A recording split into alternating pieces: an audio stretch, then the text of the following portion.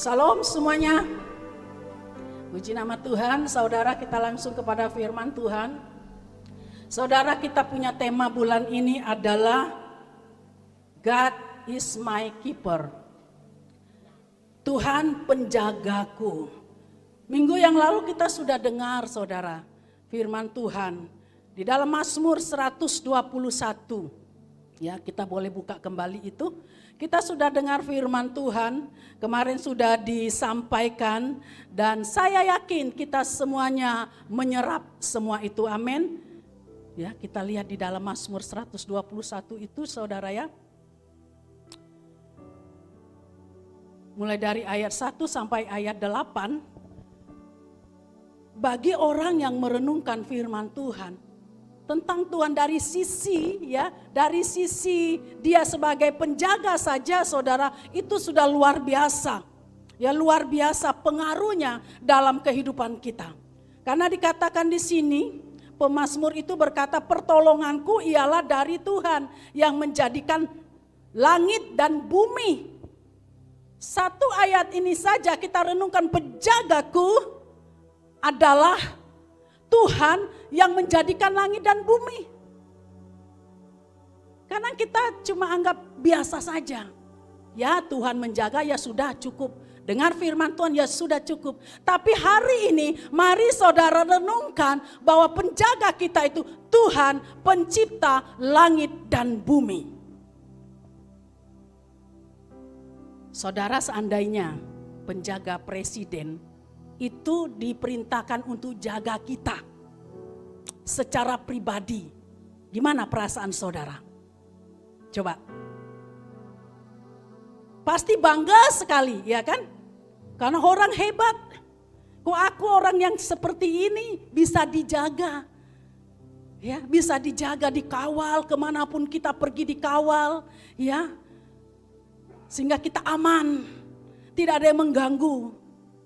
Kita merasa bangga, tapi seringkali orang percaya tidak bangga ketika Tuhan itu menjadi penjaganya.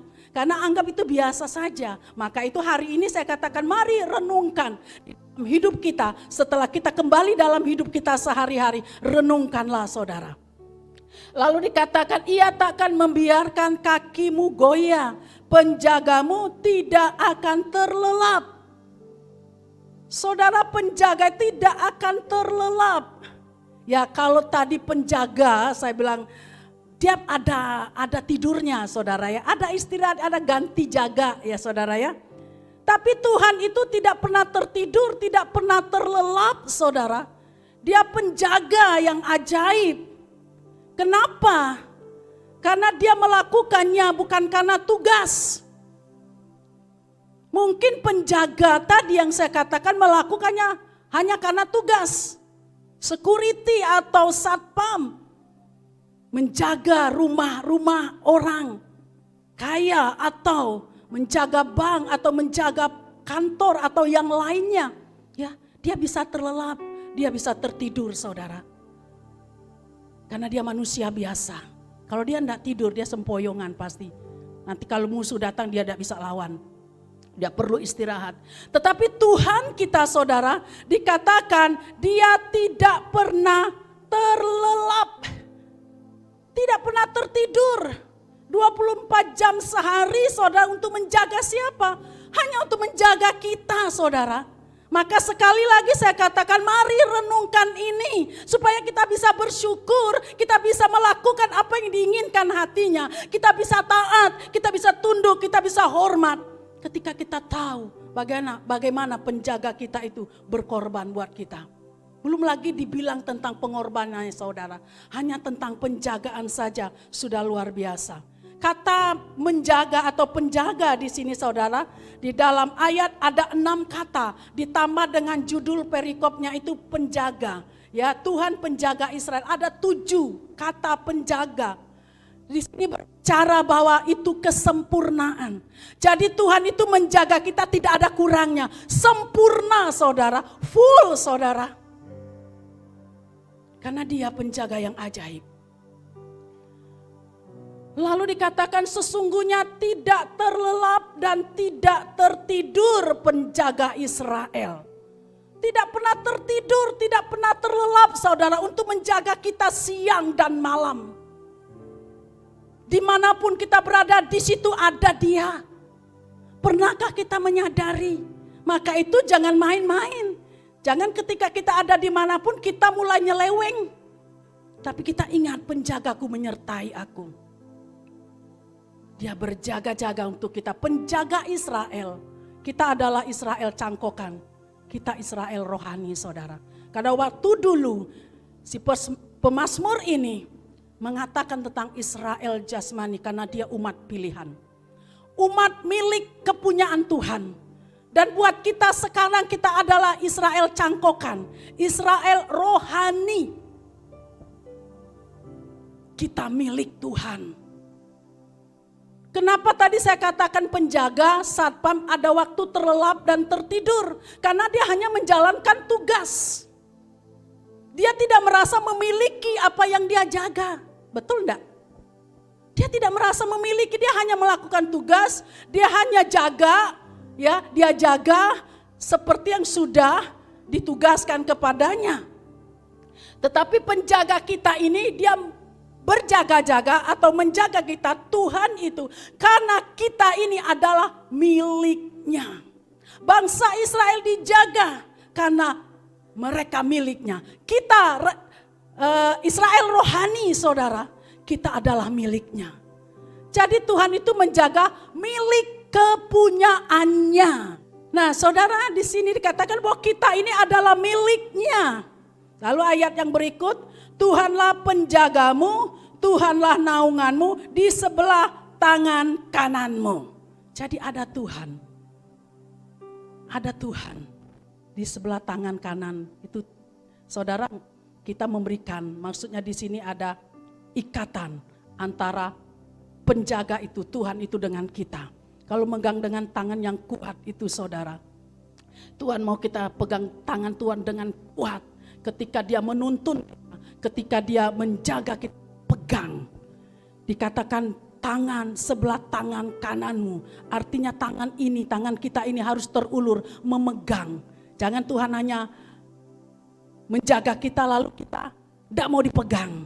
Karena saudara, banyak sekali anak-anak Tuhan itu tidak mau dijaga, ya kan? Begitu juga orang-orang yang percaya kepada Yesus.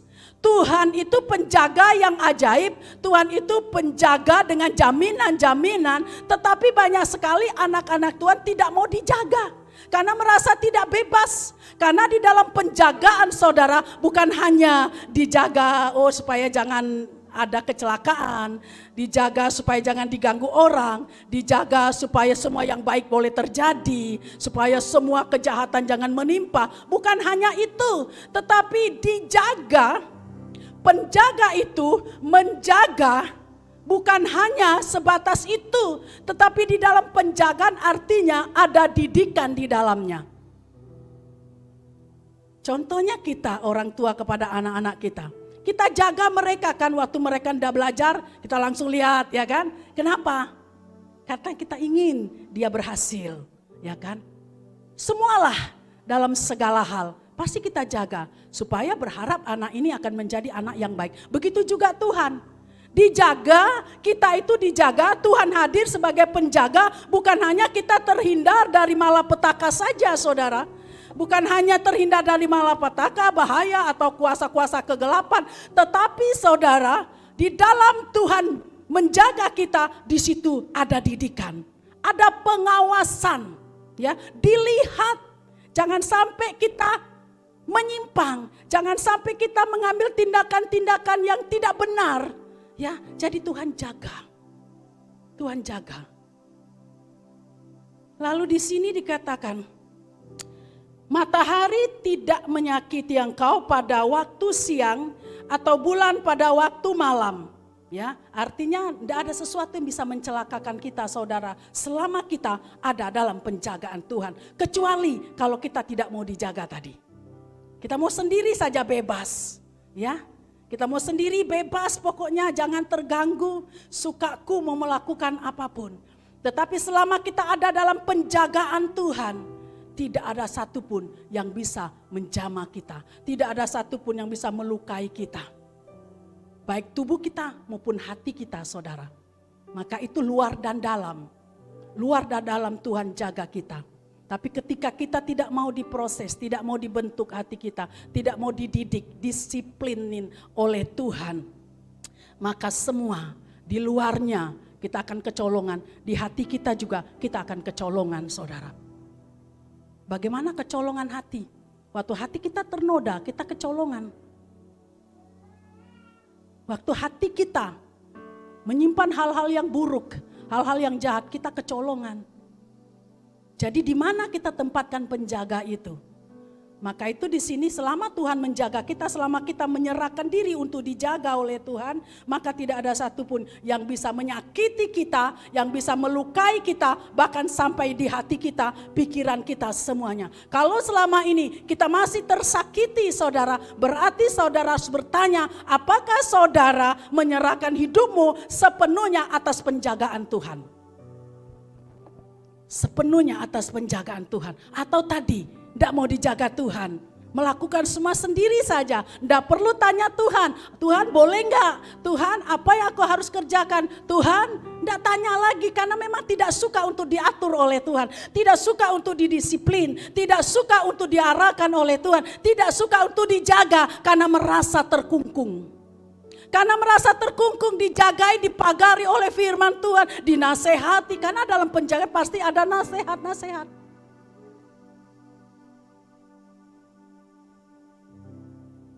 Dikatakan di sini juga ayat 7. Tuhan akan menjaga engkau terhadap segala kecelakaan. Ia akan menjaga nyawamu. Jadi selama kita menyerahkan hidup kita sepenuhnya, saudara, untuk dijaga oleh Tuhan. Jangan setengah-setengah ya. Jangan minta dijaga supaya jauh dari kecelakaan mara bahaya. Jangan minta dijaga dalam hal-hal jasmani saja. Tapi biarkan Tuhan mengambil alih hidup kita. Untuk menjagai secara keseluruhan hidup kita. Untuk menjaga luar dan dalam kita, saudara. Katakan tadi di sini, Tuhan akan menjaga engkau terhadap segala kecelakaan, Ia akan menjaga nyawamu. Senang enggak, saudara? Siapa di sini pernah mengalami kecelakaan tapi luput? Coba angkat tangan. Banyak, saya rasa ya banyak ya. Banyak, hampir setiap kita, betul?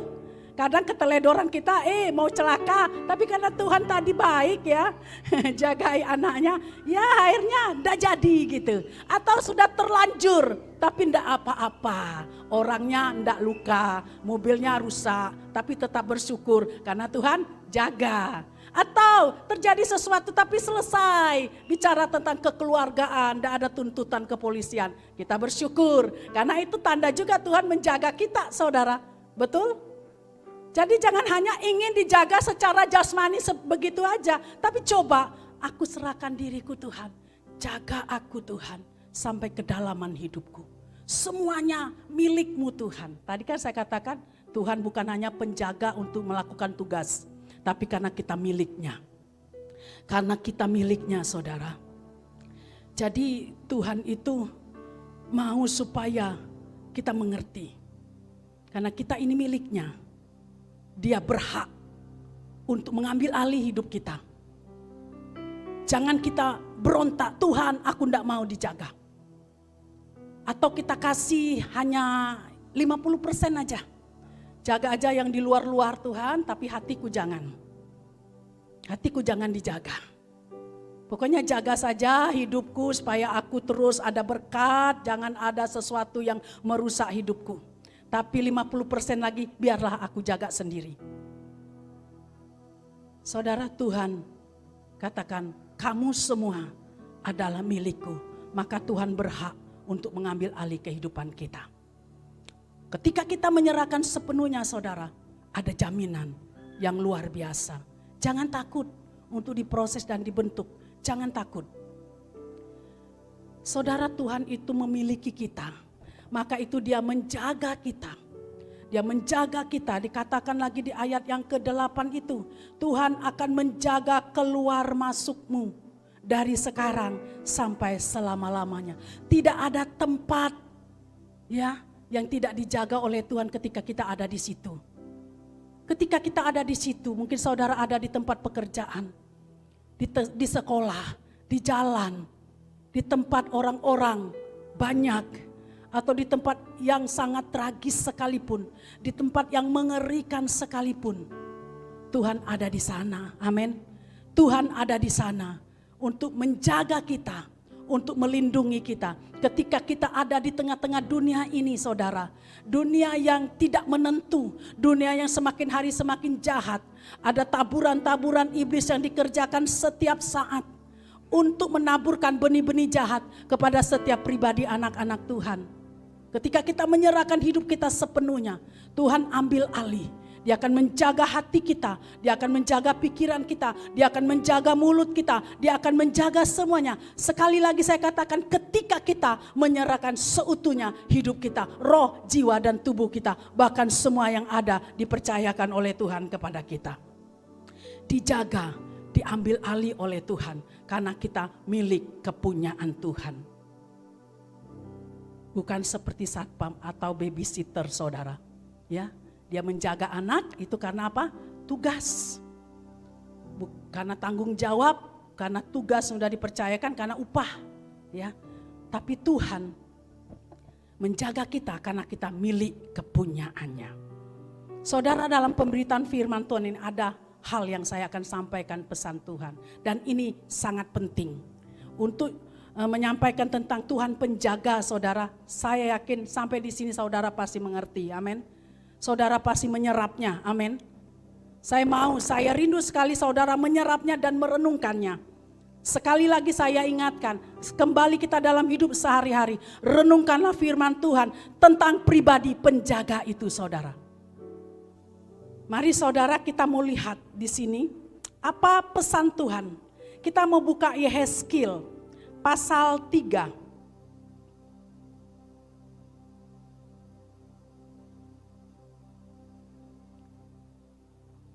Tuhan katakan, sampaikan tentang aku sebagai penjaga, sebagai awal, supaya mereka tahu maksud hatiku ketika aku memberikan kepercayaan kepada setiap mereka. Yehezkiel pasal 3 ayat yang ke-17, 16 dan 17.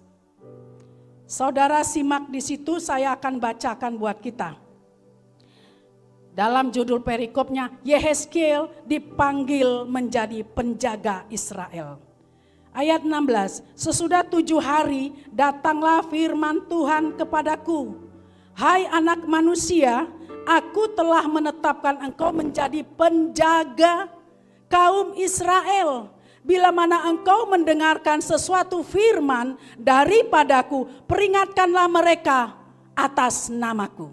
Sekali lagi saudara. Hai anak manusia, aku telah menetapkan engkau menjadi penjaga kaum Israel. Bila mana engkau mendengarkan sesuatu firman daripadaku, peringatkanlah mereka atas namaku. Nah saudara, di sini dikatakan dalam firman Tuhan bahwa Tuhan itu berseru kepada Yehezkiel. Karena dalam khotbah hari ini saudara ada pesan lewat firman Tuhan yang akan kita dengar. Karena Tuhan mencari kawan sekerjanya untuk menjadi penjaga milik kepunyaannya. Tadi saya katakan kita adalah milik kepunyaan Tuhan. Ya, kita menerima penjagaan yang sempurna dari Tuhan. Sekarang Tuhan mencari orang yang mau menjadi kawan sekerjanya Tuhan untuk menjaga milik kepunyaannya. Artinya Tuhan memberikan kepercayaan. Jadi Tuhan sedang mencari. Apakah saudara orang yang dicari? Saudara jawab sendiri dalam pribadi. Apakah saudara mau menjadi kawan sekerjanya Tuhan untuk menjadi penjaga? Ini pengangkatan saudara. Tuhan berkata, aku penjaga atas Israel. Tetapi aku ingin mencari orang-orang menjadi kawan sekerja dengan aku untuk juga menjaga umatku. Ini sesuatu yang ajaib saudara. Kita boleh diangkat menjadi kawan sekerjanya Tuhan untuk menjaga milik kepunyaannya. Suatu kepercayaan saudara.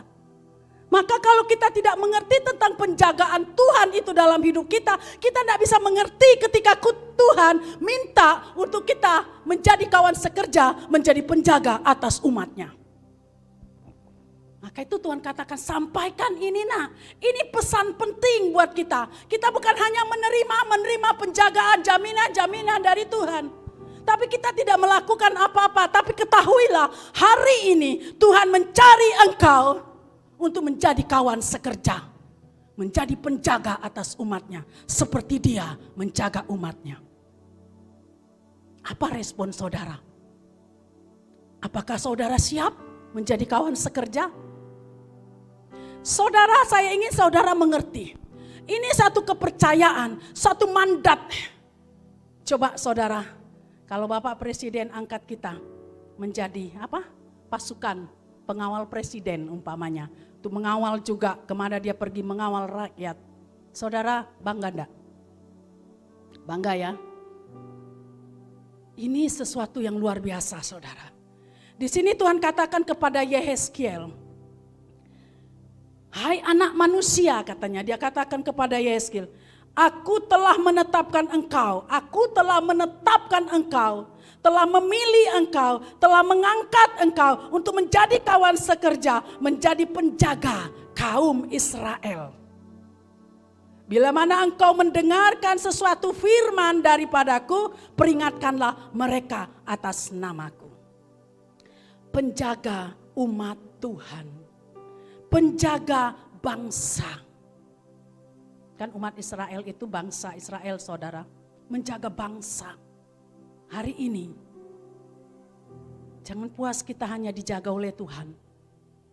Tapi mari saudara, sodorkan diri kita, Tuhan ini aku mau menjadi kawan sekerja. Aku mau menjadi penjaga atas bangsaku, atas negeriku, atas jiwa-jiwa, atas di mana aku berada, atas keluargaku, menjadi penjaga.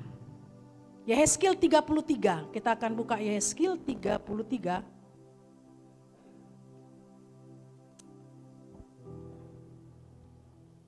Yehezkiel 33 mulai ayat 1 kita akan baca pelan-pelan. Di sini juga perikopnya itu tugas Yehezkiel sebagai penjaga. Tugasnya sebagai penjaga saudara. Di sini firman Tuhan mulai dari ayat 1.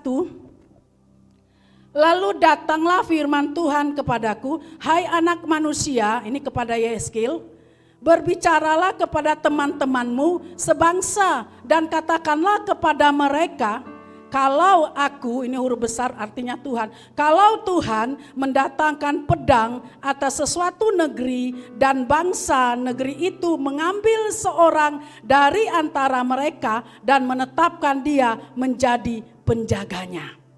Ayat 3, dan penjaga ini melihat pedang itu datang atas negerinya, lalu meniup sangkakala untuk memperingatkan bangsanya.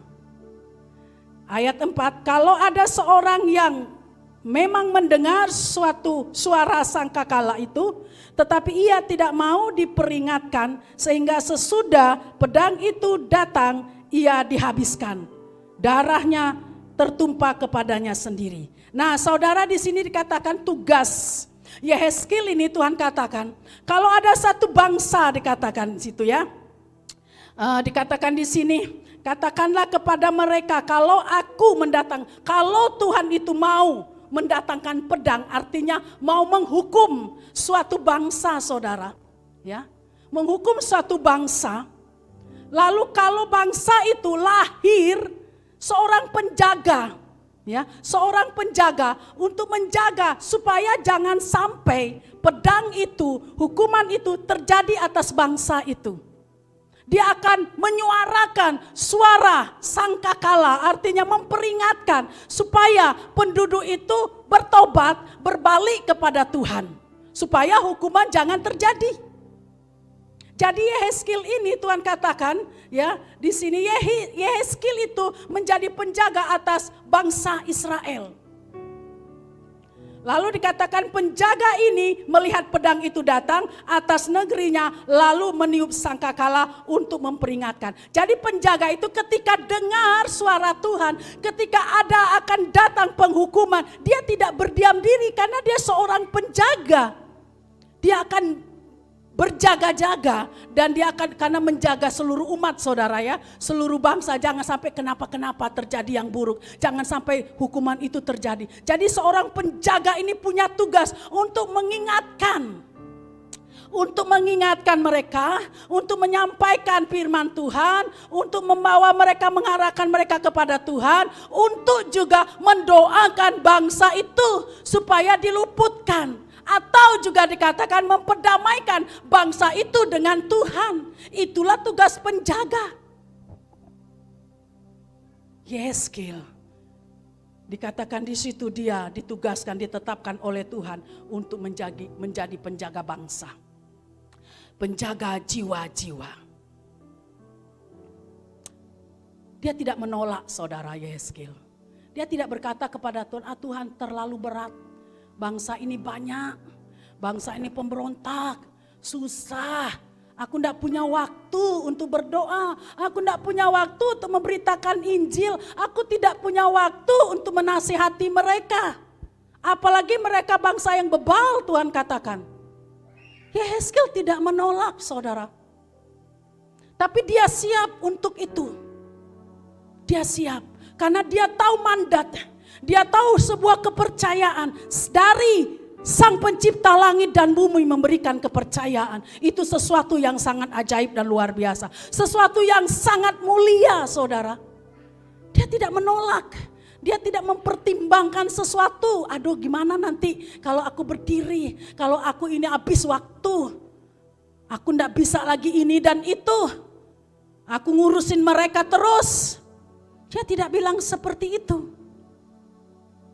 Jadi saya katakan berbahagialah Yehezkiel ini.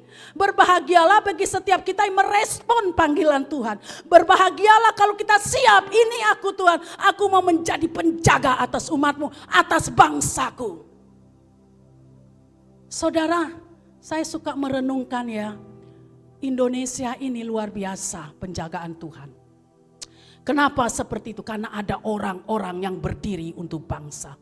Ada imam-imam, ada pendoa-pendoa, ada pasukan Tuhan yang berdiri saudara. Seperti Yehezkiel ini untuk bangsa Indonesia. Untuk masa-masa sekarang saudara seharusnya Indonesia itu ya di mana-mana ada gempa besar-besaran. Di mana-mana pasti ada gelombang-gelombang tsunami yang besar. Apalagi Indonesia ini terdiri dari lautan yang sangat luas. Bisa terjadi dalam seketika, apalagi dikatakan cincin api itu mengelilingi saudara. Satu saat bisa meledak gunung itu. Habis semuanya. Tapi kita lihat semuanya aman. Jangan anggap itu biasa-biasa. Tetapi ada penjaga-penjaga yang berdiri untuk bangsa. Yang rela berkorban, berpuasa, doa 24 jam. Tidak memikirkan kepentingan pribadi. Tapi memikirkan kepentingan Tuhan. Karena Tuhan katakan Indonesia milikku. Seperti Tuhan katakan tadi, karena kamu milikku, aku menjaga engkau. Indonesia, Jambi, itu milik Tuhan. Tuhan sedang cari orang karena hanya sedikit untuk berdiri bagi bangsa ini. Sekarang ditawarkan kepada kita, maukah saudara menyodorkan diri? Berdiri di antara hidup dan mati. Membawa dupa doa. Mungkin kita tidak bisa menginjil kemana-mana. Bawa dupa doa di hadapan Tuhan. Berdoa. Karena Indonesia milik Tuhan. Jambi milik Tuhan. Semua orang milik Tuhan. Jangan pilih-pilih. Kalau mau berdoa jangan pilih-pilih. Ini keluargaku, ini bukan keluargaku. Ini familiku. Jangan pilih-pilih saudara. Tuhan katakan musuh kita sekalipun kita harus doakan. Amin. Mengertilah hatinya Tuhan. Saya katakan sebuah kepercayaan yang besar, yang mulia saudara. Yehezkiel tidak menolak karena Yehezkiel mengerti Yehezkiel ini. Dia mengerti, dia rela. Lalu ayat yang berikutnya. Ayat yang keempat saya baca kembali. Kalau ada seorang yang memang mendengar suara sangkakala itu, tetapi ia tidak mau diperingatkan, sehingga sesudah pedang itu datang, ia dihabiskan, darahnya tertimpa kepadanya sendiri. Saudara, ketika kita siap seperti Yeskil, menyuarakan suara Tuhan, kita mengingatkan orang-orang yang mau jatuh dalam dosa, yang mau binasa, kita mengingatkan mereka, saudara. Tapi mereka tidak mau bertobat. Jangan kita marah. Kita sudah peringatkan, kita ingatkan, kita doakan. Tapi dia memilih untuk tetap pada keadaannya. Tuhan katakan, ketika mereka dihabiskan, darahnya tertanggung atasnya sendiri. Tetapi jika kita tidak memperingatkan, kita tidak sama sekali berdiri untuk membela mereka di hadapan Tuhan, maka darahnya akan dituntut dari kita, saudara. Jangan main-main. Jadi semuanya harus serius, saudara ya. Ayat 5. Ia mendengar suara sangkakala, tetapi ia tidak mau diperingatkan, darahnya tertimpa kepadanya sendiri. Kalau ia mau diperingatkan, ia menyelamatkan nyawanya. Sebaliknya, penjaga yang melihat pedang itu datang, tetapi tidak meniup sangkakala, dan bangsanya tidak mendapat peringatan, sehingga sesudah pedang itu datang, seorang dari antara mereka dihabiskan. Orang itu dihabiskan dalam kesalahannya, tetapi aku, Tuhan, akan menuntut pertanggungjawab atas nyawanya dari penjaga itu. Saudara, kita lihat di sini. Kalau penjaga itu tidak meniup sangkakala, tidak memperingatkan orang berdosa tentang penyelewengan, tentang saudara belok jalannya, tentang sesuatu yang tidak benar saudara lakukan, kami biarkan saja. Lalu saudara jatuh, itu dituntut dari kami. Maka itu kami belajar apa yang Tuhan peringatkan, apa yang Tuhan suruh sampaikan. Tapi kami berharap saudara mengerti ketika hal yang keras ditegurkan kepada saudara. Saudara harus terima, jangan ada pembelaan. Kenapa? Karena kami penjaga umat. Karena apa? Tuhan tidak mau kita hanya begitu aja. Kita harus maju. Jadi kita lihat di sini, kalau penjaga itu, kalau kita yang terlibat dalam menjaga, saudara kita tadi yang sudah menyerahkan diri, setiap kita, jangan kita berdiam diri. Makanya kita harus peka, melihat situasi dan keadaan, melihat bangsa keadaannya, kota kita, apapun mungkin tetangga kita, doalah. Jangan dibiarkan, biarlah itu urusan mereka, bukan urusan aku. Jadi kita harus peka terhadap kota, bangsa. Jangan kita anggap biasa aja, itu urusan yang lain lah, itu urusan para pendeta. Tapi kita ditugaskan untuk menjadi penjaga. Bagi saudara yang tidak mengerti, mari sodorkan diri. Tuhan, buat aku mengerti, aku mau menjadi penjaga. Jangan tunggu upah, saudara. Walaupun tadi seperti satpam, dia melakukan tugas karena upah, kita jangan. Karena upah kita Tuhan sediakan, jangan menantikan upah. Tapi lakukan saja sebagai kepercayaan. Karena sebuah kepercayaan itu sudah luar biasa, saudara, amin. Bangga enggak, saudara? Saya bangga sekali, saudara, kalau dipercayakan oleh Tuhan. Ya, bukan berarti saya hebat, bukan. Saya tahu bahwa Tuhan memberi kemampuan. Rasanya seperti ini, seorang yang sangat penting tiba-tiba datang sama kita. Boleh enggak Bu, aku minta tolong, ya kan? Rasanya kita itu seperti diperhatikan gitu kan. Sepertinya kita itu ada sesuatu yang dia lihat gitu ya. Apalagi sang raja di atas segala raja, saudara. Yang mau ambil kita, tidak melihat latar belakang, tidak melihat siapa kita. Mau saja kita serahkan diri. Nanti Tuhan yang akan menuntun. Tuhan yang akan mempersiapkan pribadi kita, saudara. Membereskan hidup kita, Tuhan, ketika kita datang kepada Tuhan. Asal kita mau dibereskan oleh Tuhan. Lalu yang berikutnya, ayat 7. Dan engkau anak manusia, aku menetapkan engkau menjadi penjaga. Ini ayatnya sekali lagi, saudara ya. Seperti di dalam pasal 3 tadi, sekali lagi. Dan engkau anak manusia, aku menetapkan engkau menjadi penjaga bagi kaum Israel. Bila mana engkau mendengar sesuatu firman daripadaku, peringatkanlah mereka demi namaku. Kalau aku berfirman kepada orang jahat, hai orang jahat, engkau pasti mati. Dan engkau, ya maksudnya engkau anak manusia, tidak tidak berkata apa-apa untuk memperingatkan orang jahat itu supaya bertobat dari hidupnya, orang jahat itu akan mati dalam kesalahannya, tetapi aku akan menuntut pertanggungan jawab atas nyawamu daripadamu, atas nyawanya daripadamu. Jadi saudara, di sini kita mau belajar bahwa sebuah kepercayaan, penetapan, ya, penetapan, ditetapkan Yehezkiel ini untuk menjadi penjaga. Lalu Tuhan katakan, kalau engkau mendengar sesuatu firman daripadaku, katanya peringatkan mereka, peringatkan. Karena kalau engkau tidak peringatkan, ketika mereka terlanjur terus berjalan di dalam jalan yang salah itu, dibiarkan, tidak diingatkan, membiarkan, ketika saudara itu mulai jalannya menuju kepada jurang, kalau dibiarkan itu berarti saya jahat. Tapi kalau diperingatkan, Tuhan itu baik. Supaya kita jangan sampai terlanjur masuk di dalam kebinasaan. Maka di sini dikatakan kepada Yehezkiel, engkau sudah kutetapkan menjadi penjaga. Kalau engkau tidak peringatkan, maka nyawanya akan dituntut daripadamu. Saudara, ketika kita membiarkan, ya, ketika kita membiarkan apapun yang terjadi kita biarkan, kita menganggap biarlah orang lain saja, tugas mereka itu, ya bukan aku. Tetapi saudara, kita tidak akan luput dari pertanggungan jawab atas nyawa, atas kota, atas bangsa kita. Ada banyak berkat di situ, ada pembedaan dikatakan, karena memang seorang penjaga, saudara, seorang penjaga ada perlakuan istimewa dari yang mengutusnya, saudara, ada jaminan, ya, ada jaminan. Sedangkan yang lain aja dijaga oleh Tuhan, apalagi orang yang dipercaya oleh Tuhan, tidak akan dibiarkan oleh Tuhan, tidak akan dibiarkan, amin, tidak akan dibiarkan, saudara, tetapi akan dijamin oleh Tuhan. Lalu ayat yang ke-9, tetapi jikalau engkau memperingatkan orang jahat itu supaya ia bertobat dari hidupnya, tetapi ia tidak mau bertobat, ia akan mati dalam kesalahannya, tetapi engkau telah menyelamatkan nyawamu.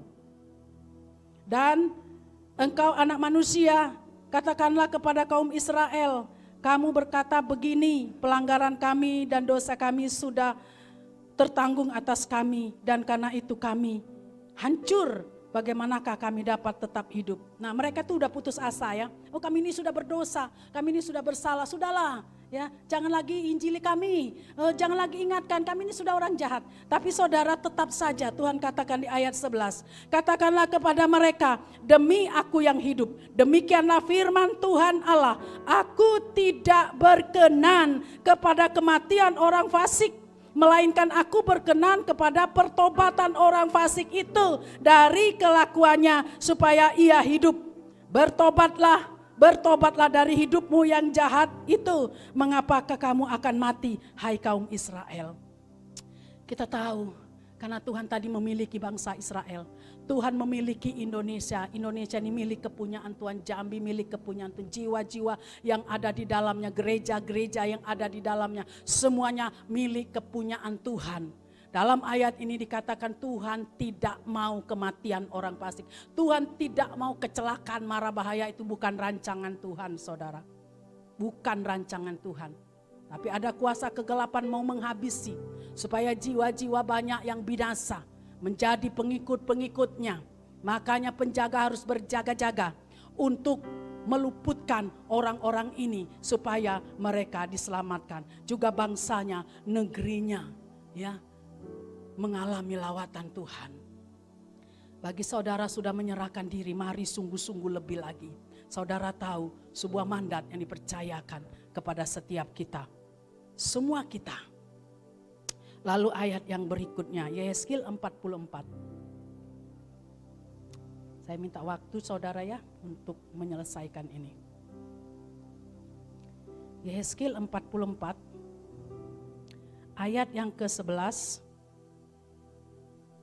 Saya akan bacakan Yehezkiel 44 ayat 11, di dalam tempat kudusku merekalah yang mendapat tugas penjagaan di pintu-pintu gerbang bait suci dan tugas pelayanan di dalam bait suci. Merekalah yang menyembelih korban bakaran dan korban sembelihan bagi bangsa itu dan bertugas bagi bangsa itu untuk melayaninya.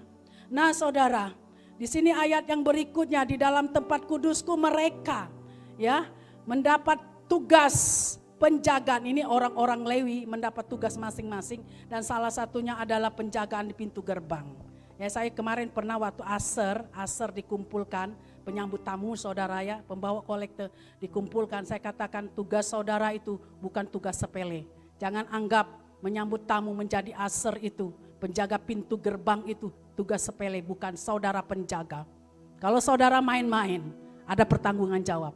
Menjaga apa? Menjaga jiwa-jiwa yang datang. Makanya saya katakan sebelum harinya saudara pelayanan, berdoa supaya ketika saudara bertatap muka, ketika saudara bersalaman, ada kuasa dari hidup saudara, kuasa dari Tuhan mengalir kepada jiwa-jiwa. Ya, kita ini masih sedikit, masih keluarga saudara.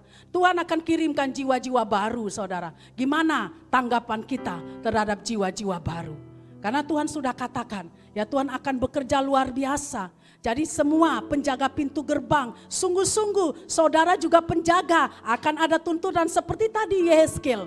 Ya, jangan main-main, jangan sembarangan, jangan hanya membawa itu, melakukannya hanya biasa saja sebagai penyambut tamu, pembawa kolekte. Ya, tetapi itu penjaga pintu gerbang. Ya, saya katakanlah penjaga pintu gerbang itu bisa seleksi orang yang masuk. Apakah orang ini ditunggangi oleh roh kegelapan, apakah orang ini pemberontak. Dari saudara bisa sudah menepis kuasa-kuasa kegelapan yang sedang menyertai setiap orang-orang yang mau datang ke gereja. Supaya ketika mereka ada masuk dalam ruang ibadah, mereka sudah siap untuk mengalami jamahan Tuhan. Tidak ada lagi pemberesan. Penjaga pintu gerbang adalah orang yang dipercaya oleh Tuhan. Dalami lebih lagi, bangun keintiman. Ya, jangan saudara pikir penjaga pintu gerbang Aser biasa aja, lebih rendah dari pendoa. Kalau gitu aku tidak usah pendoa lah, karena pendoa susah, ada isi menara, ada ini dan itu. Kalau penjaga pintu gerbang ya datang sudah, pakai baju yang rapi udah. Tapi saudara ingat, ada tanggung jawab. Seperti Tuhan katakan kepada Yehezkiel. Ya, tapi jangan berencana untuk mundur ya. Aku mundur aja lah bu. Berat nian ini, harus bertanggung jawab ya. Tapi maju saudara, amin. Maju, perbaiki diri dan benahi, bergantung sama Tuhan. Saudara punya penjaga yang ajaib, amin. Ya. Lalu yang berikutnya, Nahum 2.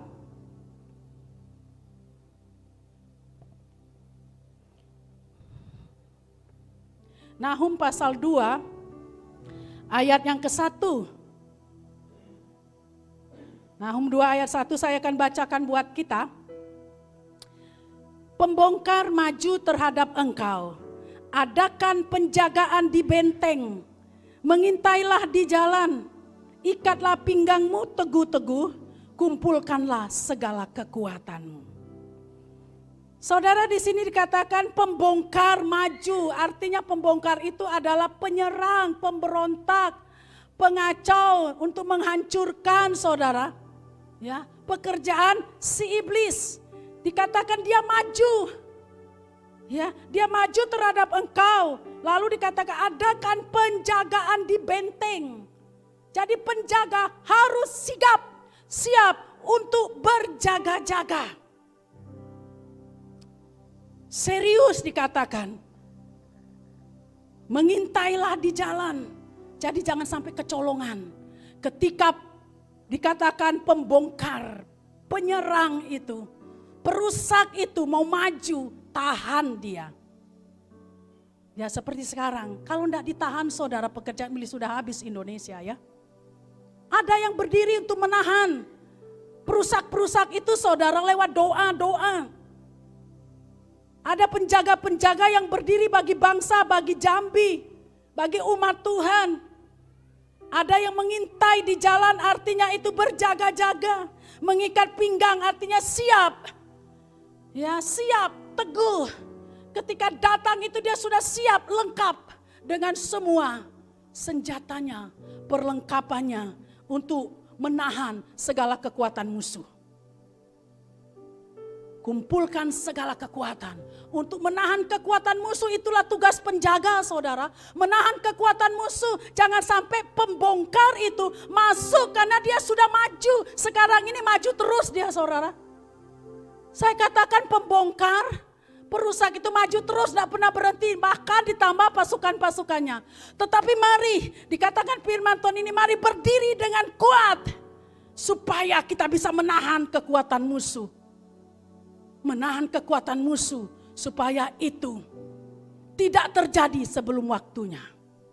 Biar Tuhan yang mengatur dan merekayasa semuanya sampai umat Tuhan diangkat di awan-awan, diluputkan.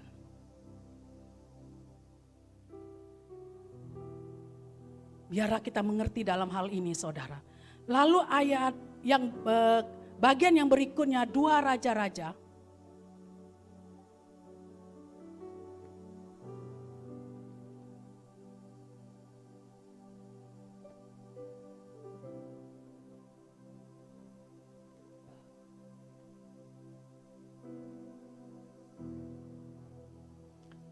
Dua Raja-Raja pasal 9.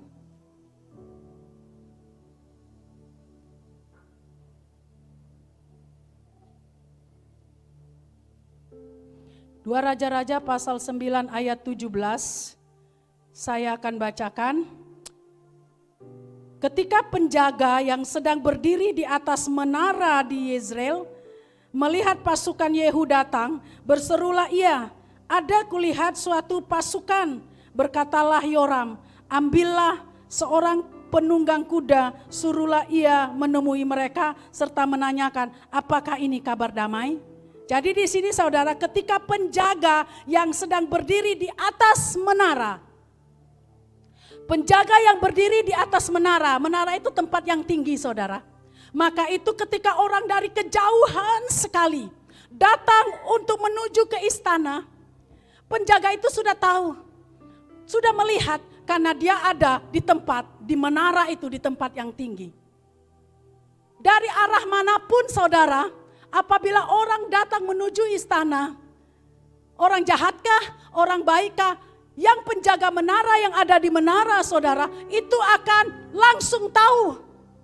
Langsung tahu sehingga dia akan mencegah kalau itu jahat. Kalau itu maksud baik, dia akan hampiri.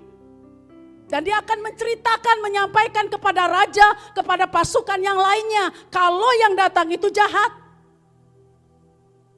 Penjaga menara, pendoa syafaat, itu penjaga menara. Jangan saudara masuk menara berdoanya biasa aja. Saudara adalah pengintai. Saudara harus tahu situasi dan keadaan Jambi, Indonesia. Keadaan lingkungan daerah gereja. Semuanya saudara harus tahu lewat persekutuan pribadi ketika saudara berdoa di menara itu.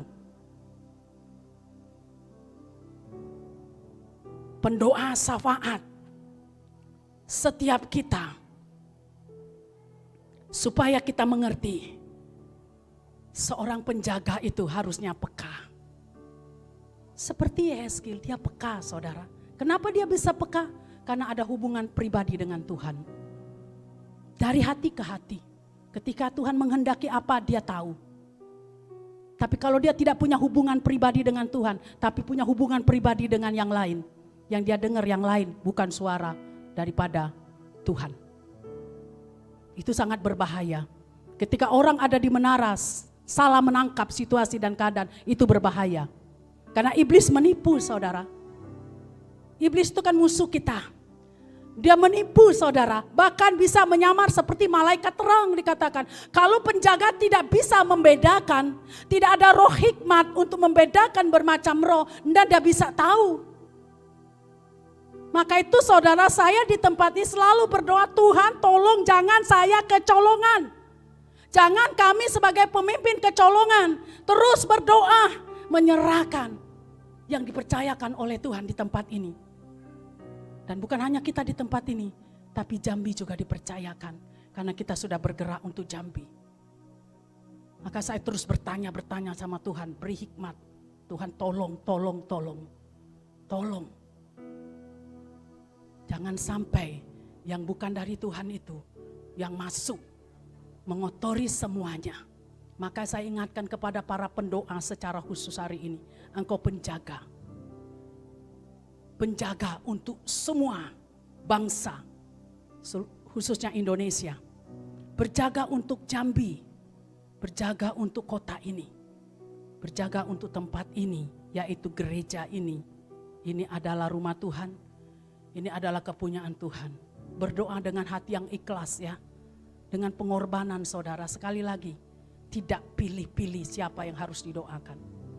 Karena pendoa ya tugasnya berdoa saudara. Tidak boleh berdalih. Pendoa namanya tugasnya berdoa. Penjaga ya namanya tugasnya itu berjaga. Tidak boleh nego-nego sama Tuhan saudara ya. Jadi maka itu Tuhan mau kenapa? Jangan sampai milik kepunyaan ini kecolongan. Ketika pembongkar itu datang, maju tidak bisa ditahan. Karena para penjaga-penjaga sibuk dengan dirinya sendiri. Tuhan tidak mau saudara.